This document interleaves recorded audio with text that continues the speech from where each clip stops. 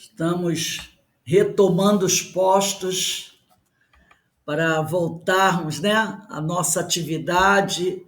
Esse é o nosso último estudo da noite, que é o estudo do livro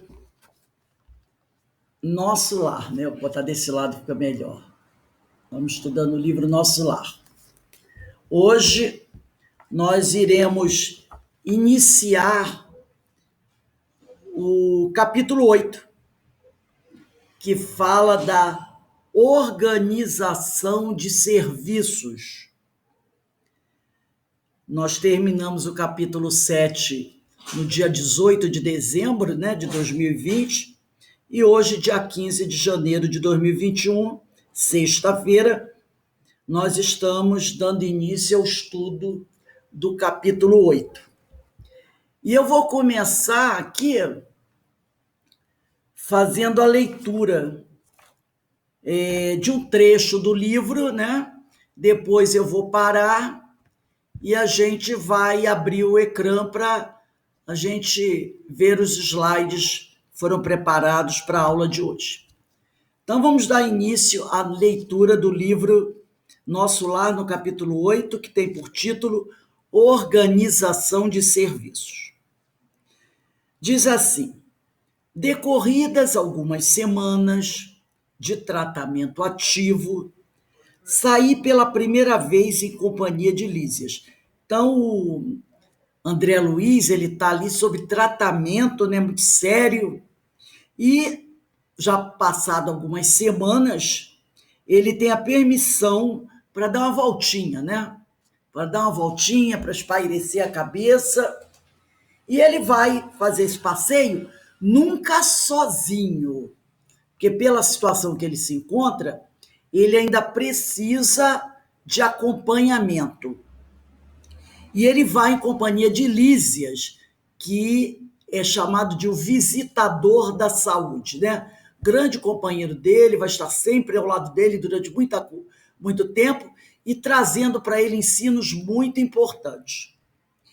Impressionou-me, diz André Luiz, o espetáculo das ruas, vastas avenidas, quer dizer, amplas avenidas, enfeitadas de árvores frondosas, ar puro, atmosfera de profunda tranquilidade espiritual. Não havia, porém, qualquer sinal de inércia ou de ociosidade, porque as vias públicas estavam repletas. Então ele reparou isso, né? Ruas largas, né? Com muitas árvores, mas ele percebeu que todos ali estavam trabalhando. Não havia ociosidade. Ninguém estava parado sem fazer nada, né? E as vias públicas estavam sempre repletas. Entidades numerosas iam e vinham.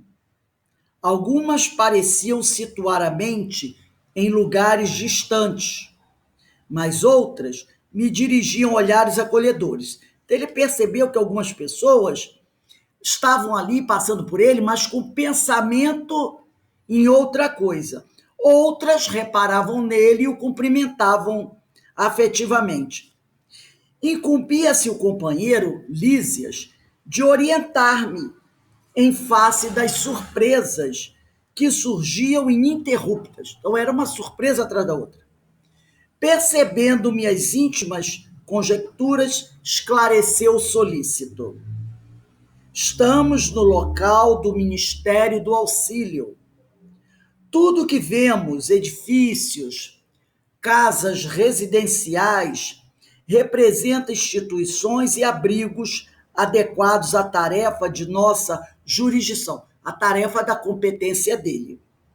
Orientadores, operários e outros serviçais da missão residem aqui. Nesta zona, atende-se doentes, ouvem-se rogativas, selecionam-se preces, preparam-se reencarnações terrenas, organizam-se turmas de socorro aos habitantes do umbral. Então, ali, eles organizam turmas de socorro aos habitantes do umbral, ou aos que choram na terra. Estudam-se soluções para todos os processos que se prendem ao sofrimento. Há, então, em nosso lar, o Ministério do Auxílio? Perguntou André Luiz. Como não? Respondeu Lísias. Nossos serviços são distribuídos numa organização que se aperfeiçoa dia a dia, sob a orientação dos que nos presidem os destinos. Então, tudo ali é organizado, tudo ali funciona muito bem, e essa instituição vai se aperfeiçoando todos os dias um pouquinho, sob a orientação daqueles que estão dirigindo a casa. E como ele diz, que presidem os destinos. Né? Então, agora nós vamos abrir aqui o ecrã para a gente conversar um pouquinho sobre essas coisas que nós vimos aí. Deixa eu abrir aqui.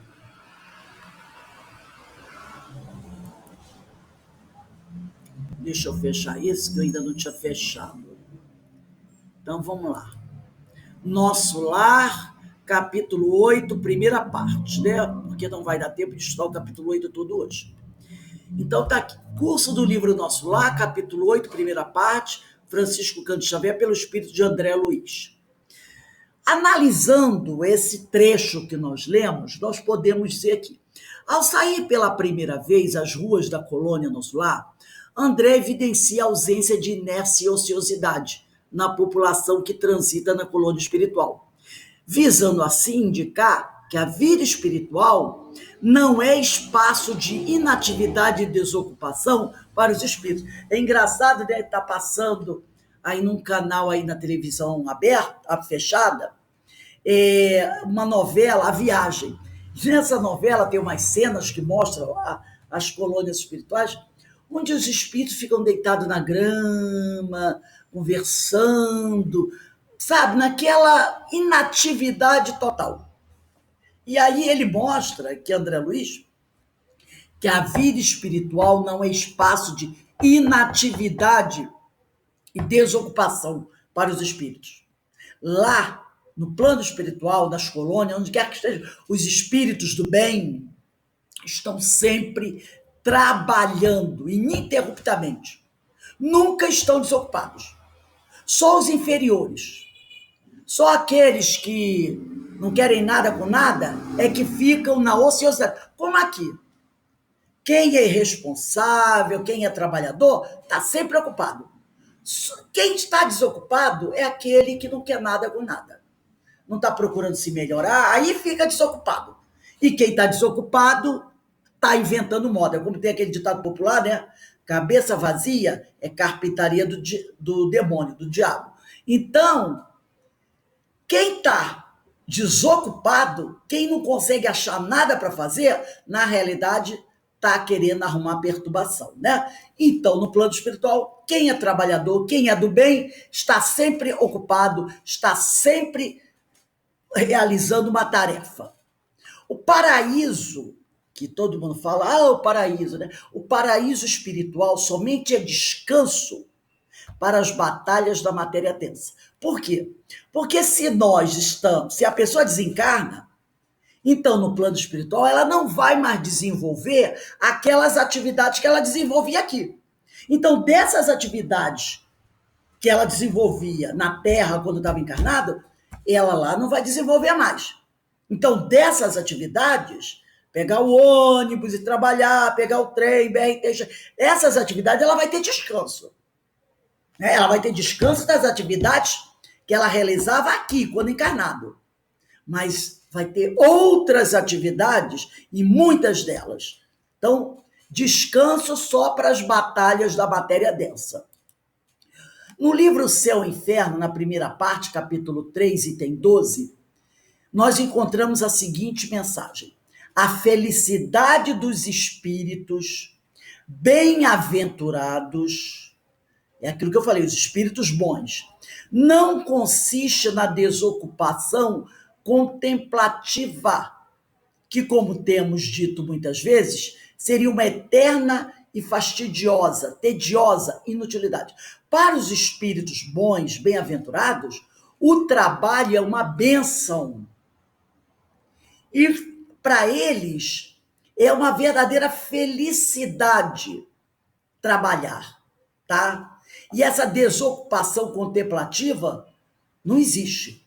Então, para eles, né, a felicidade consiste na desocupação contemplativa, que, como temos dito muitas vezes, seria uma eterna e fastidiosa, tediosa inutilidade. Até para a gente mesmo aqui, vamos dizer assim, até para nós aqui na Terra, se a gente ficar muito tempo parado sem fazer nada, a gente fica entediado. Já vai percebendo isso? A gente fica entediado. Imagine os espíritos bem-aventurados. Ficar parado, deitado na grama, tocando harpa o tempo todo. Isso é muito chato, cansativo para eles. A felicidade para eles é trabalhar no bem, buscar ajudar os outros, tá? Ao contrário, a vida espiritual, em todos os seus graus, é uma constante atividade, mas atividade isenta de fadigas, dessa fadiga da terra. Porque trabalhar no bem não cansa, tá? Então, em todos os graus, a atividade é constante. Porque o espírito que trabalha do bem não tem cansaço. Ele nunca, nem o espírito do bem, diz assim, eu estou cansado de fazer o bem. Não. Isso não causa fadiga. No Ministério do Auxílio, destacam-se, tá? E são as atividades que tem lá. Atendimento a doentes, seleção de preces, as preces que as pessoas fazem, né? Eles selecionam as preces para ver para onde elas devem ser dirigidas, preparação de reencarnações, socorro ao umbral, que deve necessitar de muito socorro, e aos aflitos da terra, outro trabalho que deve ser incessante, mecanismos que demonstram a amplitude da misericórdia divina, ao serviço de tarefeiros das esferas espirituais do amparo a todos, encarnados e desencarnados. Então, olha quanto trabalho tem para ser realizado no plano espiritual, né? E esses trabalhos, eles demonstram a amplitude da misericórdia do Senhor, da compaixão do Senhor, né? Porque são inúmeros trabalhos visando o bem-estar das pessoas. Então a gente percebe como a misericórdia do Senhor é grande. E ele se serve, o Senhor se serve de inúmeros tarefeiros para atenderem a todas as pessoas, encarnados e desencarnados. E o Senhor também se utiliza de tarefeiros encarnados para o trabalho. Ele se utiliza de tarefeiros de todas as esferas, esfera material, da esfera espiritual, para atender encarnados e desencarnados. Então, olha quanto é grande, imensa, infinita a misericórdia do Senhor. No Livro dos Espíritos, de Allan Kardec, na questão 558, Kardec faz a seguinte pergunta aos espíritos: os espíritos têm outras atividades que não sejam melhorarem-se pessoalmente? Resposta, né? Ele quer saber, eles só se preocupam com a melhora pessoal? Eles têm outras atividades? E eles respondem: colaboram com a harmonia do universo, executando as vontades de Deus, de quem eles são ministros. São os ministros do Senhor.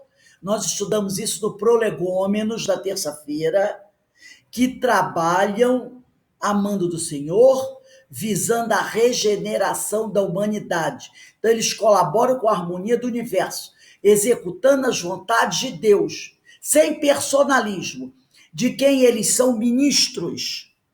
A vida espírita é uma ocupação contínua, mas que nada tem de penosa, como nós falamos. Não tem fadiga em trabalhar para o Senhor, em trabalhar do bem. Não tem nada tem de penosa como a vida na terra, porque não há a fadiga corporal, nem a angústia das necessidades. Então, quando você está no plano espiritual, não tem aquelas angústias das necessidades, né? Que nós temos aqui, pagar a conta de luz, pagar a conta, o aluguel, pagar isso, pagar aquilo. Não tem essas angústias dessas necessidades. E não há fadiga do corpo. Então, ela não se torna uma atividade penosa, como muitas vezes a vida na Terra é. Características divinas. Nós falamos aqui da amplitude da misericórdia divina, né?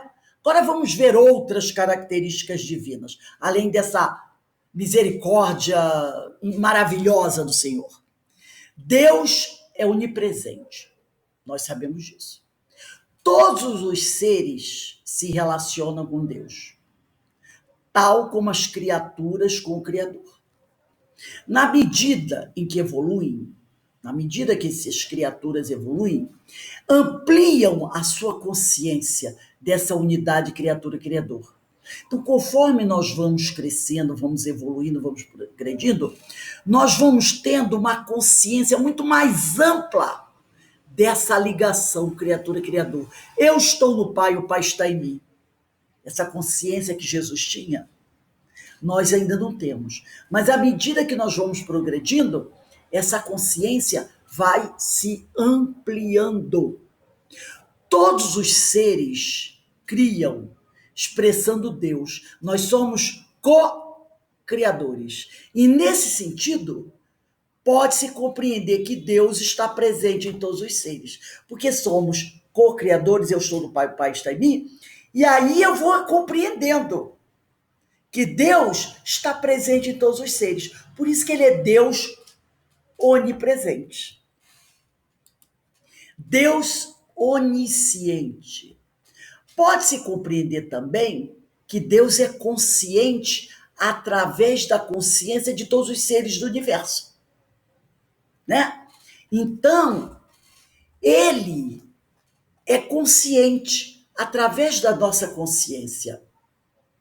Ele tudo sabe através da nossa consciência. Se eu estou no Pai, o Pai está em mim, ele tudo sabe das minhas atitudes, dos meus sentimentos. Então, ele é consciente através da consciência de todos os seres do universo. Deus onipotente. E, por fim, Deus faz, age, constrói através de suas criaturas. Nós não somos co-criadores? Ele faz, age, constrói através de nós. Elas, as criaturas, são instrumentos do amor, da justiça, verdade, da evolução. A estruturação inteligente é operada pelas suas criaturas. Então, ele tem todo esse poder, porque ele age através de nós. E acho que nós somos os instrumentos do amor, da justiça, da verdade, da evolução. Então, toda essa estruturação inteligente é operada pelas criaturas do Senhor. Daí todo o seu poder. Agora vamos seguir aqui, deixa eu voltar aqui um pouquinho, na nossa leitura. Fixando em mim os olhos lúcidos, iluminados, né? Prosseguiu Lísias. Não tem visto nos atos da prece nosso governador espiritual cercado de 72 colaboradores? Pois são os ministros de nosso lar. Então, eles têm 72, né, colaboradores. São os ministros do nosso lar. A colônia, que é essencialmente de trabalho, olha, ele falou que os espíritos estão sempre trabalhando, A colônia Nosso Lar é essencialmente de trabalho e realização. Divide-se em 6 ministérios, orientados cada qual por 12 ministros. São 6 ministérios. Cada ministério tem 12 ministros. 6 vezes 12, 72. Temos os ministérios da regeneração, do auxílio, da comunicação, do esclarecimento, da elevação e da união divina. Os 4 primeiros nos aproximam das esferas terrestres, né? Os 4 primeiros aproximam das esferas terrestres. Os 2 últimos, que é o da elevação e da união divina, nos ligam ao plano superior, visto que a nossa cidade espiritual é zona de transição, de passagem. Os serviços mais grosseiros localizam-se no Ministério da Regeneração, os mais sublimes no da União Divina. Clarencio, nosso chefe amigo, é um dos ministros do auxílio. Então vamos lá. Vamos ver aqui. Opa, estou voltando, deixa eu avançar. A necessidade dessa organização administrativa, são aí 72 colaboradores, com 6 ministérios, 12 ministros em cada ministério. Essa necessidade dessa organização administrativa numa colônia espiritual é causada pela necessidade de uma organização responsável para coordenar as tarefas e a convivência de espíritos ainda tão ligados às referências terrestres, necessitados de estruturas de coordenação elevada, cujas designações são apropriadas às características e propósitos de cada colônia. Então, aqui tem uma palavrinha, tem uma expressão muito importante. Ele diz aqui, toda essa organização é causada pela necessidade de uma organização responsável para coordenar as tarefas e a convivência de espíritos ainda tão ligados às referências terrestres. Isso merece ter sido sublinhado. Esses espíritos que ali vivem ainda estão ligados às referências terrestres.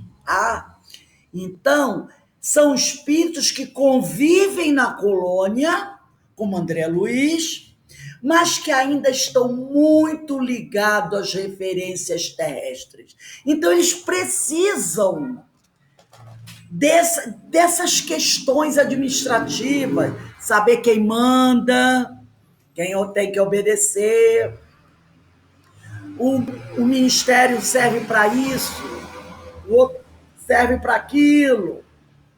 Senão, esses espíritos poderão promover uma bagunça. Porque eles ainda estão tão ligados à Terra, que tem lá suas zonas administrativas, Tem os ministérios, tem a delegacia, tem o hospital, tem a instituição A, B, C, D. Nós não estamos presos a isso? Essas referências, essas instituições? Então, quando nós chegamos lá, nós ficamos assim, vem cá, quem é que manda aqui? Se eu quiser isso, eu tenho que pedir a quem? Eu tenho que me dirigir a que setor, a que administração, a que instituição? Nós ainda somos presos a isso. Então, lá, eles organizam essa situação de forma parecida com a da Terra, para nos ajudar. Então, é isso que ele está dizendo. Toda essa administração de uma colônia é causada pela necessidade de uma organização responsável para coordenar as tarefas e a convivência de espíritos ainda tão ligados às referências terrestres, necessitado de estruturas de coordenação elevada, cujas designações são apropriadas às características e propósitos de cada colônia. Então, cada colônia tem um objetivo, tem um propósito. Aí a pessoa aqui, que não estuda a doutrina, diz assim, que bobagem, existe esse negócio de colônia, setor, ministério de auxílio, ministério disso, ministério daquilo. Não existe nada disso. A pessoa morre e o espírito fica no espaço. Gente, a pessoa esquece que nós temos uma mente.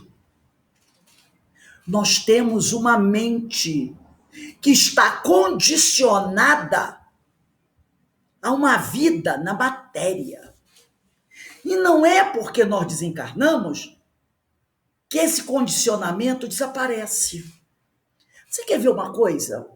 Uma vez eu adoro filme, porque me ensina uma série de coisinhas. Uma vez eu vi um filme muito interessante. Era um rapaz, ele ficou 15 anos numa penitenciária. Cometeu um crime e ficou 15 anos preso. Ele sai da prisão, conhece uma moça, e aí ele começa a ter um relacionamento com ela, aquela coisa toda. Um dia, acontece um problema lá, ele se torna um suspeito, mas logo descobrem que não é ele. E ele está eles filmam, vão até um. O problema foi num restaurante, que parece que desapareceu alguma coisa no restaurante. E ele, um policial, pede a gravação daquele restaurante, daquele dia que houve o fato, né? Ele não conhece o rapaz. Ele não conhece o rapaz. E ele começa a observar a filmagem, a gravação do dia que houve o fato lá. E ele vai observando pessoa por pessoa que está no restaurante.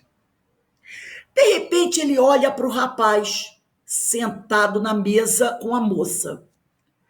Ele vira-se para o outro policial e diz assim: eu quero saber o nome desse rapaz que está aí. Será que você consegue o nome dele? Eu quero conversar com ele. Porque ele pode ser um dos suspeitos.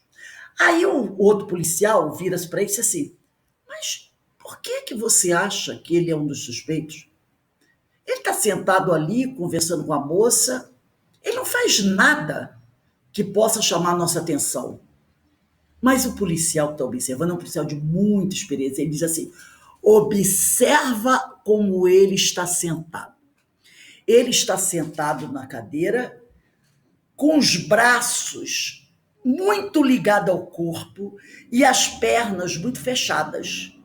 Isso é comportamento de pessoas que durante muito tempo frequentou, vamos dizer assim, não é lanchonete não, mas aquele que me fugiu o nome agora, aonde os prisioneiros comem, entendeu? Seria a sala, eu não estou conseguindo me lembrar, o refeitório de uma penitenciária. Como uma penitenciária tem muitos prisioneiros, e na hora do almoço eles se acotovelam nos refeitórios, eles são obrigados a sentarem muito próximos uns dos outros. Então eles se apertam ali. E ele diz: pode ter certeza, ele é um ex-presidiário. Porque ele está sentado da forma que os prisioneiros ficam no refeitório. E eles conseguem o endereço dele, chamam, e ele conta. E ele fala que ele era um prisioneiro, realmente estava preso.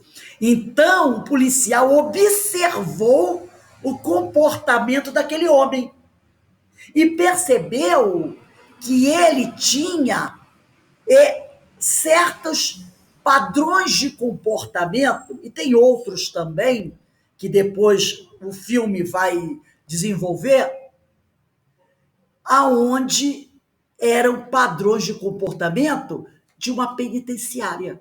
Saiu da penitenciária, veio para alcançar a liberdade. Olha aí o link, né? Enquanto estamos na Terra, somos, de certa forma, prisioneiros das situações, né? Estando no plano espiritual, livre da prisão que a vida encarnada simboliza, nós continuamos a reproduzir comportamentos de quando estávamos encarnados. Como aquele homem, estando livre, ele continua a reproduzir comportamentos do tempo que ele estava na prisão. Muito interessante. Então, mostrando que nós não nos desligamos tão rapidamente assim.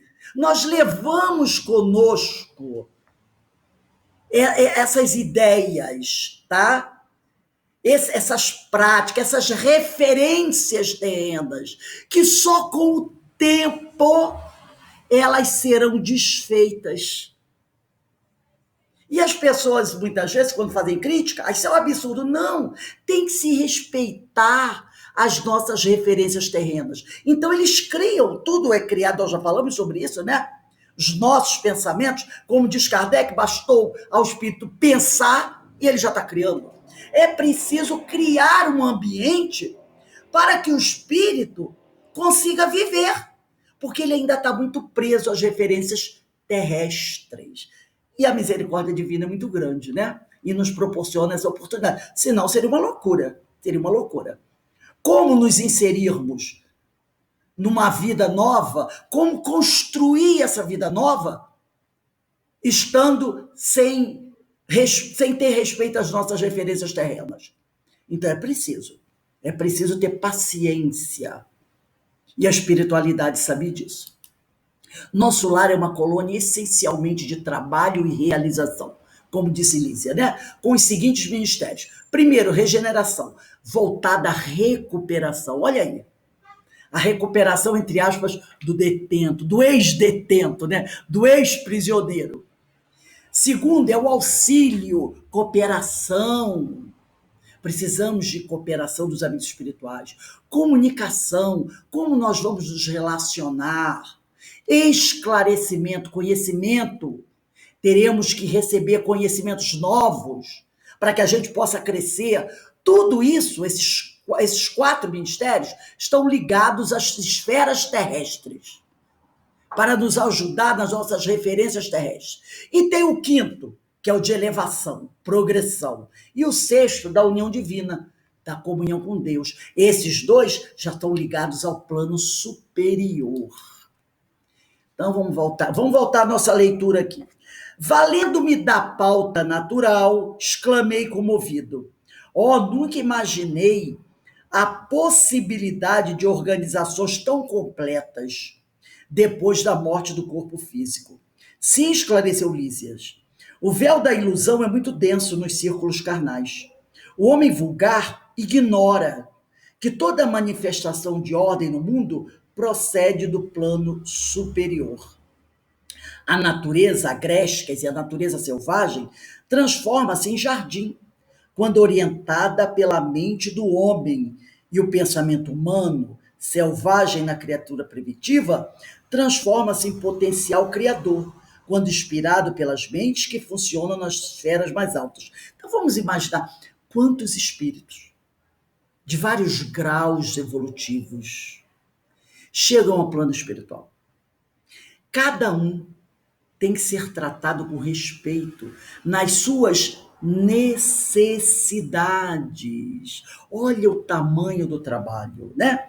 E esse trabalho de respeito e amor é o que ele diz aqui. O homem vulgar ignora, mas adora criticar e meter o malho, que toda manifestação de ordem no mundo procede do plano superior. Então, essa natureza agreste e selvagem vai transformar em jardim, quando orientada pela mente do homem, né? Quando orientada pela mente do homem. E o pensamento humano, selvagem na criatura primitiva, transforma-se em potencial criador. Quer dizer, quando somos tratados com amor, com o tempo, nós podemos nos transformar de um diamante bruto num diamante de grande beleza e esplendor. Mas é preciso dar tempo ao tempo. A natureza não dá saltos e milagre não existe. E o Senhor sabe disso e nos dá essa oportunidade. E quando inspirados pelas mentes que funcionam nas esferas mais altas, eles estão ali nos ajudando a crescer. Nenhuma organização útil se materializa na crosta terrena sem que seus raios iniciais partem de cima. Nada se constrói aqui de bom se não for da inspiração do alto. Então, o alto nos inspira para nós podermos construir aqui na Terra. Então, Lísias afirma que a natureza agreste transforma-se em jardim, quando orientada pela mente do homem, e o pensamento humano transforma-se em potencial criador, quando inspirado pelas mentes que funcionam nas esferas mais altas. Isso significa que as criaturas mais evoluídas atuam na organização das inferiores. Seja a mente do homem, compondo um jardim de plantas e flores, seja a espiritualidade superior, inspirando o homem na organização de suas micro e macroestruturas, né? No Livro dos Espíritos, de Allan Kardec, a questão 518, Kardec pergunta: assim como são atraídos a certos indivíduos pela simpatia, os espíritos são igualmente atraídos por motivos particulares para as reuniões de indivíduos? E eles respondem: os espíritos preferem estar no meio dos que são semelhantes a eles. Acham-se aí mais à vontade e mais certos de seres ouvidos. Então, eles não são atraídos por motivos particulares. Eles são atraídos pela semelhança, né? E principalmente a semelhança moral. É pelas suas tendências, pela sua moral, que o homem atrai os espíritos. E isso quer esteja só, quer faça parte de um todo coletivo, como uma sociedade, uma cidade ou um povo. Também estudamos isso na fluidoterapia, tá? Portanto, as sociedades, as cidades e os povos são de acordo com as paixões e o caráter neles predominantes, influenciado por espíritos mais ou menos elevados. Então, as sociedades, as cidades, as coletividades, elas se reúnem de acordo com as paixões e o caráter neles predominantes, influenciados por espíritos. Lembra da nossa atmosfera espiritual? Mais ou menos elevados. Os espíritos imperfeitos se afastam dos que os rejeitam. Segue-se que o aperfeiçoamento moral das coletividades, como o dos indivíduos, tende a afastar os maus espíritos e atrair os bons, que estimulam e alimentam nelas o sentimento do bem, como outros lhes podem insuflar as paixões grosseiras, né? Questão 519.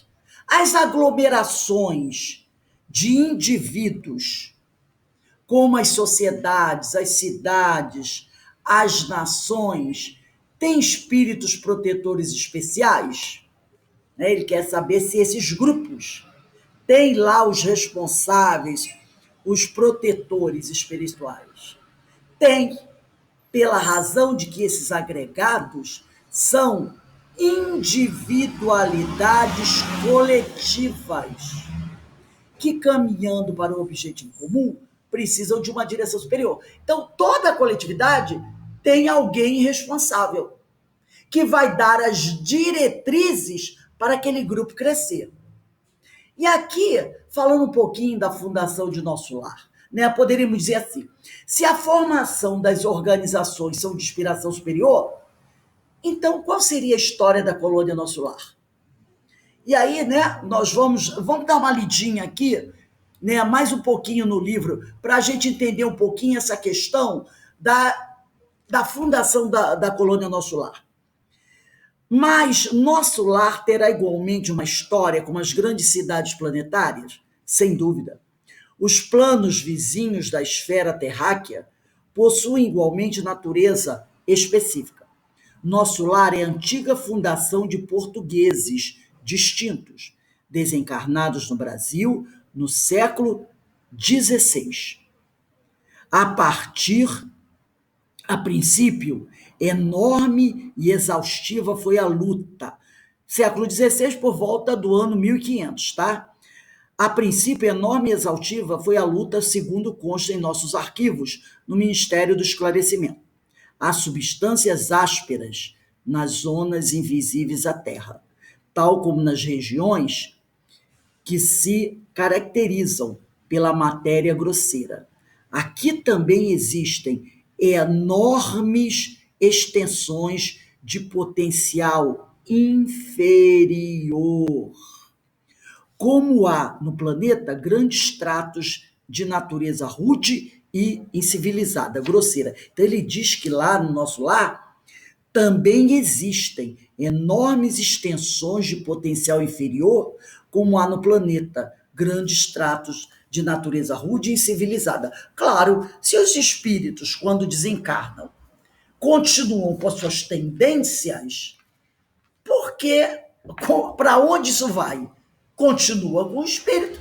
E aonde ele estiver, ele vai levar isso com ele. E dependendo do número de espíritos que lá se encontram, isso vai ficar muito latente, não é? Então, a pergunta, se a formação das organizações são de inspiração superior, qual seria a história da colônia Nosso Lar? A formação das colônias espirituais estaria vinculada à história da humanidade. Conforme a afinidade e a evolução, os espíritos que vivem na Terra, ao desencarnarem, permanecem nas zonas espirituais a ela vinculadas. Principalmente que se eles, em sua grande maioria, vivem na Terra, é porque eles ainda não são espíritos muito evoluídos. Então, eles não vão dar esse salto de qualidade, sair de um planeta de provas e expiações para um planeta de regeneração, para os planetas superior, sem ter feito as conquistas. Afinal, como diz a nossa querida irmã Joana de Ângeles, você não pode estar onde seus pés não te levaram, né? Então, a maioria permanecem nas zonas espirituais a ela vinculadas. A Terra, né?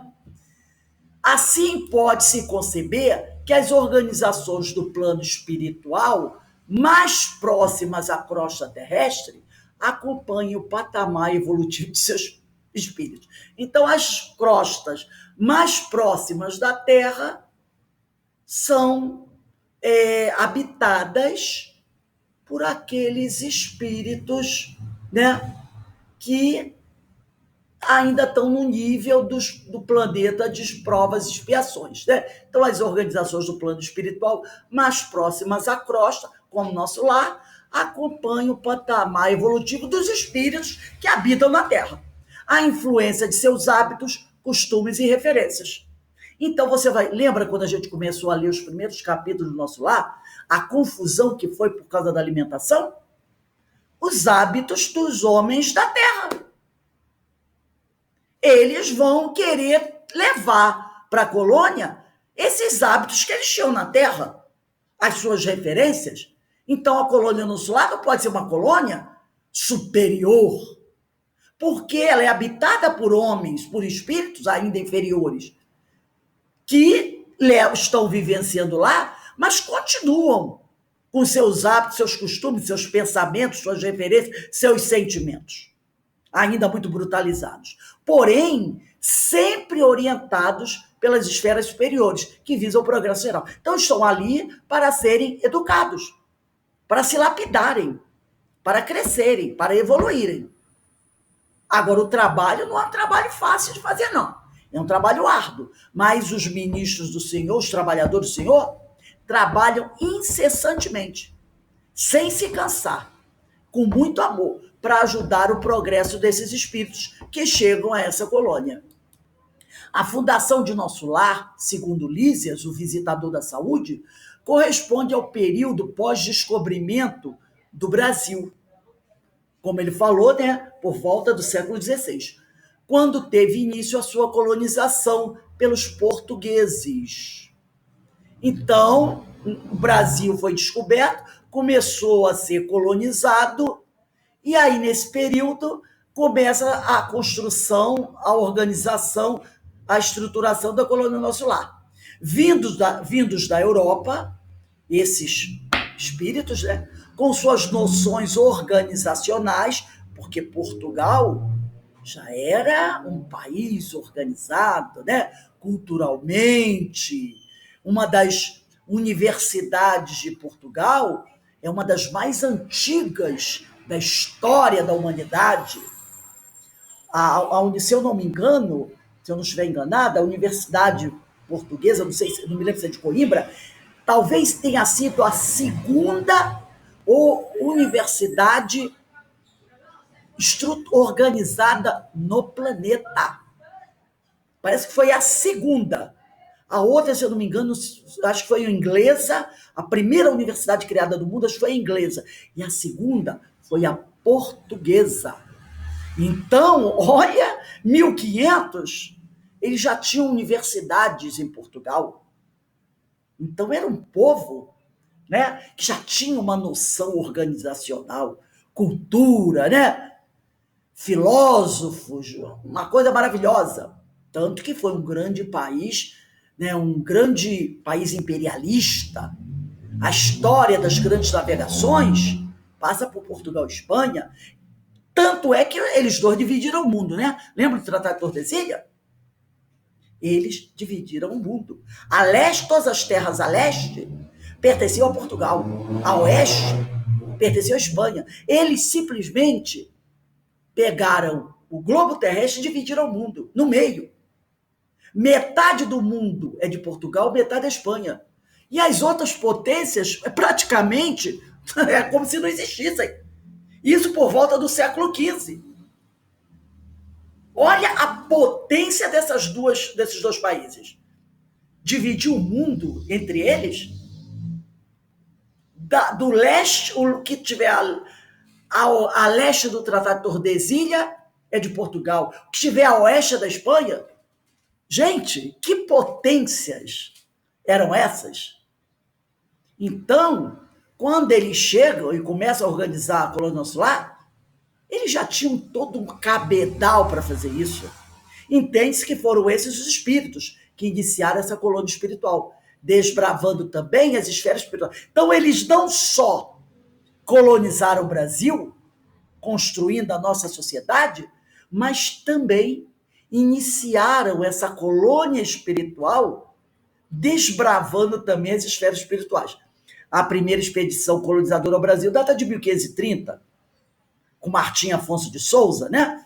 Então, olha, 1530, ele já era uma potência marítima. E se espalharam pelo mundo, planeta Terra todo. Você vai encontrar registro dos portugueses no Japão, na Índia, na China. A língua japonesa foi influenciada pela língua portuguesa. Olha a potência dessa nação. Refletindo, né? Por que Lísias afirmou que há substâncias ásperas nas zonas invisíveis? A Terra, no plano espiritual, tal como nas regiões que se caracterizam pela matéria grosseira. Se as organizações na vida espiritual são o resultado da atuação mental dos espíritos e suas referências, natural se conceber zonas fluídicas que retratem as condições de vida dos seres mais rudes e grosseiros da Terra, né? Então, se tudo que existe no plano espiritual é o resultado da atuação mental dos espíritos em suas referências, como diz Kardec, basta o homem pensar e ele cria, o que é que o homem está pensando? Então, natural se conceber essas zonas fluídicas, que vão retratar as condições de vida dos seres mais rudes e grosseiros da Terra. Por isso a colônia Nosso Lar ainda vai ter essas substâncias ásperas, porque é fruto do nosso poder criador. E se nós ainda somos espíritos inferiores, que tipo de criações nós estamos realizando, né? Então, eu achei muito interessante essa colocação, né, de Lísias explicando essas questões para André Luiz, porque, infelizmente, a gente escuta muita gente por aí fazendo essas críticas. Ah, não existe esse negócio de colônia, não existe essas coisas aí de casa, de jardim, no plano espiritual. Mas eles esquecem das nossas referências terrenas, que quando a gente desencarna, a gente não passa por processo de lobotomia. Nós levamos as nossas referências conosco. E como Kardec diz que tudo que o homem pensa ele pode criar, ora, o que eu tenho na minha mente? Quais são os meus registros? Eu vou criar. Eu vou criar. Posso criar coisas maravilhosas, como posso criar coisas muito doloridas. Porque não tem gente que vive com a mente turbada pelas sombras, chegando no plano espiritual, segundo a orientação de Kardec, ele vai criar o quê? Campo de papoula? É claro que não. É claro que não. Daí a importância da colônia de buscar, com paciência e muito amor, mas também com muita firmeza, reeducar esses espíritos, né? Trabalhar com esses espíritos para que eles possam ir promovendo a sua transformação, a sua modificação. Porque a colônia nosso lar não é colônia para ficar eternamente, é colônia de transição, é colônia de passagem. É uma escola, onde você fica um tempo necessário para aprender as coisas necessárias e depois de aprendido, você é promovido para outras colônias. E tem gente que diz, eu quero ficar eternamente em nosso lar. Mas não pode. A ideia é que você vá crescendo, crescendo e vá avançando. É uma colônia de transição. Então, eu gostei muito dessas passagens, desse pedaço aqui do nosso lar, muito esclarecedora para todos nós, né? Porque a gente perceba o seguinte, vamos cuidar das referências que nós temos na nossa mente. Percebeu como os estudos da fluidoterapia, os estudos dos hebreus, do livro dos médicos que passou, estão bem encadeadinhos? Estamos trabalhando, falando sempre a mesma coisa? Renovação, renovação. Por quê? Os tempos são chegados. Então, o alerta é sempre em cima da mesma coisa. Renovem-se, renovem-se. Os tempos são chegados. Para que a gente não chegue no plano espiritual com referências doloridas, querendo materializá-las e viver com elas, né? Então, meus amigos, nós estamos encerrando agora. Alguém gostaria de perguntar ou falar alguma coisa? Tá tudo bem? Então, meus amigos, nós vamos encerrando aqui os nossos estudos da noite de hoje, agradecendo a Deus essa oportunidade que Ele nos concedeu, estudarmos, aprendermos e refletirmos um pouco mais. E eu vou pedir ao nosso companheiro Alberto para fazer a nossa prece de agradecimento e encerramento dos nossos estudos dessa sexta-feira.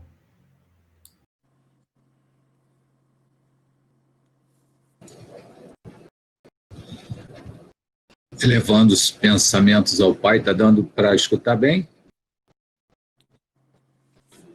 Elevando os pensamentos ao Pai, o Senhor da vida. Agradecemos, Senhor, pela oportunidade desse estudo, que nos permite ampliar o discernimento, a compreensão tão necessária para seguirmos na sua direção, Senhor, buscando superar os nossos obstáculos íntimos, buscando o nosso aprimoramento moral. Vós, Senhor, de infinito amor, nos enviastes Jesus para nos guiar e nos instruir. Agradecidos ao Mestre pelos sublimes ensinamentos, agradecidos por todas as bênçãos, que sua luz esteja a iluminar o nosso caminhar para que possamos, através desses estudos, aprimorar o nosso ser. Agradecidos estamos a essa espiritualidade amiga que nos assiste, que nos inspira e que possamos, neste momento em que estamos passando, da nossa ordem, possamos estar voltados ao psiquismo do Cristo, buscando propósitos edificantes e elevados e buscando sempre o nosso aprendizado, o nosso aprimoramento moral, o nosso aperfeiçoamento íntimo, para que possamos estar neste caminho de crescimento espiritual. Agradecidos a toda essa espiritualidade que nos inspira e nos assiste neste propósito. E que estejamos com os pensamentos voltados ao Pai, agradecidos, e que o Senhor esteja conosco hoje, agora e sempre. Agradecemos ao amigo Alberto por sua prece, e eu desejo para todos vocês um bom fim de semana, de muita luz, de muita paz, tá bom? Que o Senhor nos abençoe e nos proteja, e com certeza na terça-feira que vem estaremos juntos novamente para continuarmos os nossos estudos, que começou 2021 muito bom, né? Falando sobre coisas muito importantes para todos nós nesse período que nós estamos vivenciando. Meus amigos, um abraço para todos vocês. Denise Menezes, eu quero falar com vocês um pouquinho, fica aí um pouquinho, tá? Ó, beijo no coração, Jorge, Carmen, Iraci, até a próxima semana, no final de semana todo. Fátima, Alberto, um abraço para Regina, um beijão para todos vocês, tá? Fiquem em paz, que o Senhor nos abençoe. Dá um abraço aí na Maria Elisa também, Jorge.